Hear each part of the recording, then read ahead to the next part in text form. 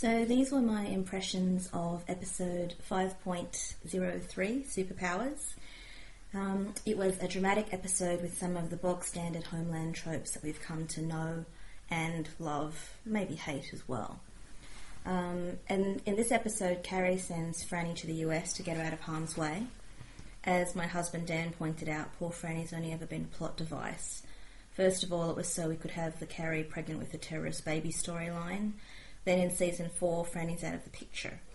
Now in season 5, she's in it for all of 2 episodes before being flown back to poor Maggie again, because having a kid around doesn't really fit in with the storyline that they want to follow. So after sending Franny on her way, Carrie then tells Jonas about her plan to go off her lithium, so that she can try to figure out who's after her. She asks him to be her chaperone and make her take her medication when she hits a certain point. She warns him that she can be scary and unkind. He doesn't really believe her because, surprisingly, he hasn't seen that side of her yet. This actually made me wonder how long we've actually been going out and how long we've been living together. In any case, this is seriously the worst plan ever. While I can see why Carrie proposed it, she has a very severe mental illness after all. I'm a bit horrified that the sensible Jonas goes along with it. I get that he might not be that familiar with bipolar disorder and that he's so in love with Carrie that he believes everything she tells him. But seriously, you'd think that surely blind Freddie could have seen that this idea was doomed for disaster. I know that many people do think that going off their medication and having an episode enhances cognitive thought, but I really was quite uncomfortable with the way that it was portrayed in this episode. You know, that sex was better without lithium, life was better and felt more intense. I wanted to sort of emphasise that it's called a psychotic episode, and I didn't want... I think that people who are looking after someone with a mental illness struggle enough to encourage the patient to be compliant as it is. Having messages like this out kind of make it even harder than it is. But anyway, I'm digressing. Carrie compiles a list of all her possible enemies. It's a list that is extremely long, given how much blood she has on her hands from all of her years working in the CIA. After reading the names of the innocent victims of drone strikes, Jonas loses it. I don't know how you live with yourself, he tells her. Now, this is something I've mentioned before, but I think that deep down this is what she wanted.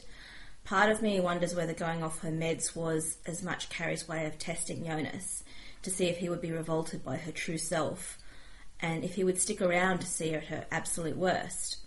So keeping in mind that Quinn saw her at her absolute worst and still wanted to be with her, that's why there's a bit of a contrast. So I suspect that all of this time she probably felt that she was living a pipe dream or a lie. So subconsciously she wants Jonas to see her for who she really is. Now, after this particular confrontation, Jonas says he's going outside for some fresh air, but he leaves her for long enough for her to completely lose the plot, and she downs a bottle of vodka, so there goes her sobriety. Carrie sinks deeper, and she hallucinates Ayan. When Jonas finally returns from what is the longest breath of fresh air in the world, Carrie's sitting on the floor, surrounded by her papers and looking calm.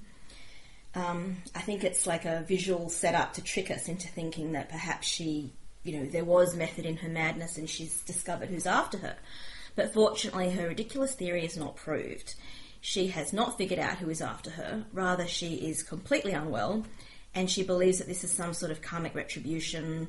All of her previous victims are after her. Angels are avenging the deaths of people she's killed. It's at this point that Jonas finally realises how bad Carrie's idea was, and he tries to make her take her medication. It's a little bit late, and it's going to be a tough battle. She does take it, but it's a pretty bad fight. She calls him a boring Clark Kent, a lousy lay. She vocalises the thoughts of many frustrated Carrie Quinn shippers. I actually don't really count myself in that group because I rather like Jonas, even if I've never thought that he was going to be endgame with Carrie. Claire Danes was amazing this episode, as usual, but I do agree with people who say that the Carrie off her meds trope is getting very old. I wish they didn't feel like they had to trot it out every time, although it was important for Jonas to see that side of her. I'm not surprised that he was that hard on her, but I do think that he should have gone into the relationship with his eyes open, knowing that she was CIA, especially given that he also did the background check on her. So while a normal person would be completely surprised by what they discovered, I would have expected him to be a little bit less surprised, although I think that his shock and horror was pretty understandable. So Dan's teetering on the edge of giving up on Homeland. He said season 1 had an interesting premise, but that Carrie herself is not a very interesting character and is certainly not compelling enough to carry a whole show on her own. For me, I like the ensemble cast, so I'm going to stick with it. Speaking of ensemble cast, meanwhile, Quinn's still descending further into the abyss of immorality by kidnapping Jonas's son Stefan so that he can find out where Carrie is. There are so many other ways Quinn could have done this, but the show is determined to show us that Quinn is back to being a bad guy who kills bad guys. He has a flirtatious, tension-charged interaction with Astrid that is all too fleeting before he's off kidnapping German schoolboys. Sigh. Jonas, of course, goes barrelling off after his son, and Carrie goes barrelling off into the woods with a shotgun. When Quinn shows up in the woods, he's in a hoodie with a rifle in hand. Carrie shoots him. He falls, but of course, the body vanishes. And then he sneaks up on her, puts her in a stranglehold, and injects her with some sort of sedative.